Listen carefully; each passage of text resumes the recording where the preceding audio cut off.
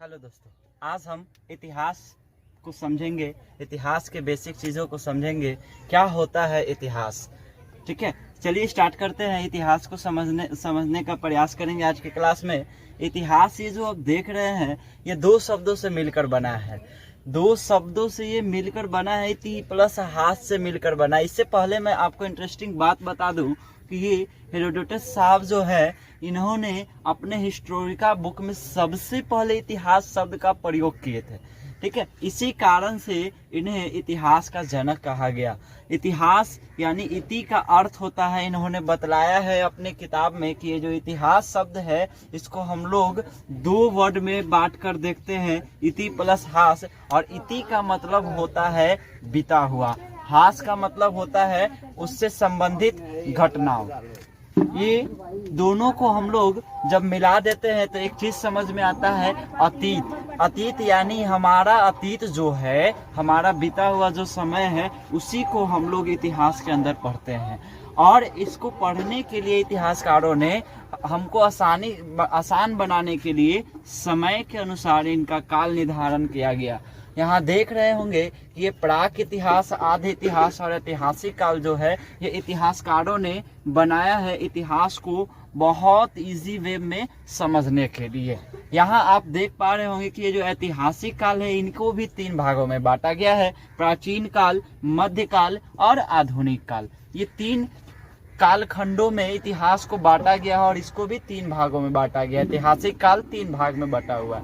इससे पहले मैं एक वर्ड और बता रहा हूँ आपको। ये जो स्रोत देख रहे हैं, स्रोत कहने का मतलब ये जो इतिहास हम लोग जानते हैं, अपने अतीत के बारे में जानते हैं, तो उसका कुछ ना कुछ माध्यम होगा। आज हमारे पास बहुत कई वर्षों का इतिहास हमें अपने बुकों में देखने को मिलता है। तो क्या उन सभी को हम लोग एक साथ थोड़ी ऐसी कोई चीज से थोड़ी देख पाऊंगा? तो इसके लिए हमें किसी न किसी स्रोत का सहारा लेना पड़ता है। तो इतिहास को समझने के लिए हमको स्रोत का सहारा लेना पड़ता है। कहने का तात्पर्य यह है कि इस स्रोत के माध्यम से ही हम लोग इतिहास को जान पाए हैं।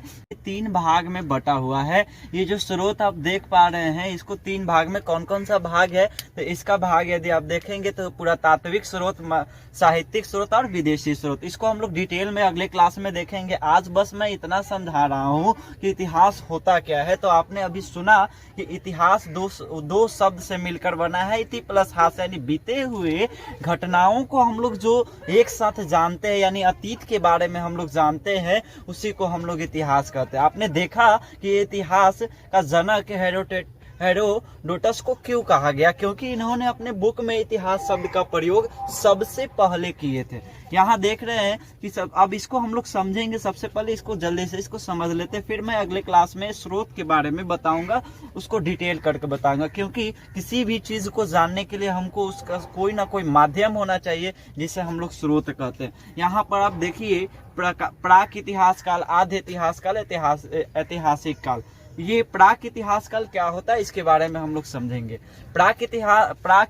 ऐतिहासिक काल हम लोग वैसे इतिहास से इसको जोड़ते हैं, वैसे इतिहास से इसका संबंध है जिसके बारे में हमें काल्पनिक ज्ञान प्राप्त है, यानी इसका कोई अवशेष नहीं है, इसका कोई स्रोत नहीं है, उसी को हम लोग प्राक इतिहास में रखते हैं। तो अभी आपने देखा प्राक इतिहास किसको कहते हैं। तो प्राक इतिहास वैसे इतिहास से ये संबंध रखता है जिस इतिहास के बारे में हमें कोई स्रोत नहीं मौजूद है, सिर्फ काल्पनिक इतिहास से हमें इसके बारे में पता है। जिस इतिहास को काल्पनिक हम रखे हैं, उसको हम लोग प्राक इतिहास में रखते हैं।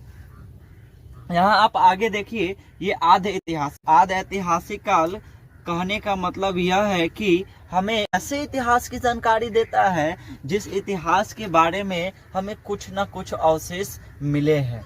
ठीक है, लिखित अवशेष हमें इसके बारे में कुछ मिले, लेकिन समझा नहीं जा चुका है। इसको हम लोग जब स्रोत पढ़ेंगे तो इसको आसानी से समझेंगे। आधे ऐतिहासिक काल, बस आप इतना समझिए कि वैसा इतिहास जिसके जानने के लिए हमको कुछ ना कुछ अवशेष प्राप्त है, मौजूद है। यहाँ ऐतिहासिक काल को समझेंगे। ऐतिहासिक काल को देखिए तीन वर्गों में बांट दिया गया है। ऐतिहासिक काल प्राचीन काल, मध्यकाल और आधुनिक काल में बटा हुआ है। प्राचीन काल में हम लोग किसके बारे में जानते हैं? तो ये जो भारत का शुरू का इतिहास है, शुरू से लेकर 8वीं सदी के पूर्वार्ध में, ठीक है, 8वीं सदी के पूर्वार्ध तक का जो समय है, वो जो समय सीमा है, उसको हम लोग भारत के प्राचीन काल में रखते हैं, भारत के इतिहास के प्राचीन काल में रखते हैं, ठीक है। उसके बाद आप ये जो समय देख रहे हैं, मध्यकाल का, आधुनिक काल का, इस तरह से इतिहासकार इसको समय बांट दिए हैं ताकि हमको इतिहास को जानने में और समझने में सहूलियत हो। प्राचीन काल में आप एक वर्ड देख रहे हैं शताब्दी, और ये पूर्वार्ध, ये क्या है इसको भी हम लोग समझेंगे। शताब्दी कहने का मतलब होता है 100 वर्ष। शताब्दी को एक और वर्ड से हम लोग डिनोट करते हैं जिसको हम लोग सदी बोलते हैं। सदी, शताब्दी दोनों एक ही चीज है। इसमें 100 वर्ष के समय को हम लोग सदी या शताब्दी कहते हैं। या 8वीं शताब्दी के पूर्वार्ध कहने का मतलब कि 8वीं शताब्दी, अब पहले 8वीं शताब्दी को समझेंगे, शताब्दी है क्या, फिर इसको हम लोग पूर्वार्ध को भी समझेंगे।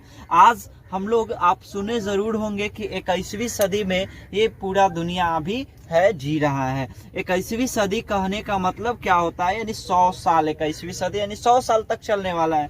तो ये 2000 से स्टार्ट हुआ है, अच्छे से समझिएगा। 21 है ना, तो 20, ये 2000 से स्टार्ट हुआ है और ये कब तक चलने वाला है, तो ये 2099 तक चलेगा, दिसंबर तक चलेगा।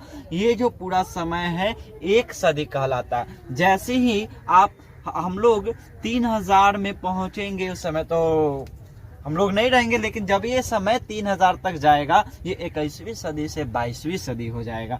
अब यहाँ पर आप देखिए, उसी तरह से इसको भी समझिए। 8वीं शताब्दी कहने का मतलब, 8वीं शताब्दी कहने का मतलब ये 700 से चलकर ये कितना तक, तो 799, यानी ये पूरा जो समय है 8वीं शताब्दी कहलाएगा। इसका पूर्वार्ध यानी पहले का आधा, यानी ये जो सदी है ना, सिंपल से समझिए, आधा, यानी ये 99 तक जाएगा, लगभग पूरा 100 ही पूरा। इसका आधा जो हम लोग देखेंगे ये 750 आएगा, जो कि आप लोग यहाँ देख रहे हैं कि यहीं से जब ये काल खत्म होता है तो फिर यहीं से मध्यकाल स्टार्ट होता है, 750 से 1757 तक। और आगे ये जो आधुनिक काल हम लोग देख रहे हैं, 1757 से 1947 में हमारा देश आजाद हो जाता है।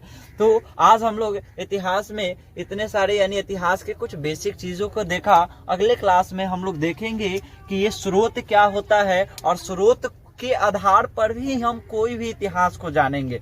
बिना स्रोत के हमें कोई इतिहास की जानकारी नहीं होगा, वो चाहे प्राक इतिहास, आद्य इतिहास या ऐतिहासिक काल है। अभी हमने कहा प्राक इतिहास की कोई अवशेष ही नहीं है, इस कारण से इसको नहीं पढ़ा जाता है, इसको नहीं देखा जाता है। हम लोग इतिहास को कहाँ से पढ़ते हैं, तो आद्य ऐतिहासिक काल से पढ़ते हैं, क्योंकि इससे जुड़ा हुआ, यानी इसके अंदर जो इसकी कैटेगरिया में जो इतिहासकार इतिहास को रखे हैं, वैसे इतिहास को रखे हैं जिनके बारे में हमको कुछ अवशेष यानी कुछ स्रोत पता है। और ऐतिहासिक काल के हमें लिखित भी कुछ ऐतिहासिक काल, ये जो हम लोग देख रहे हैं, लिखित जानकारी भी है। और विदेशी स्रोत के रूप में भी हमें अलग अलग स्रोत मौजूद है, जिससे हम लोग इतिहास को जानते हैं। फिर मिलते हैं अगले क्लास में और समझेंगे स्रोतों को, और इतिहास में स्रोत का क्या महत्व है उसको भी हम लोग देखेंगे। धन्यवाद। इस चैनल से जुड़े रहिए और इस परिवार को आप बड़ा कीजिए।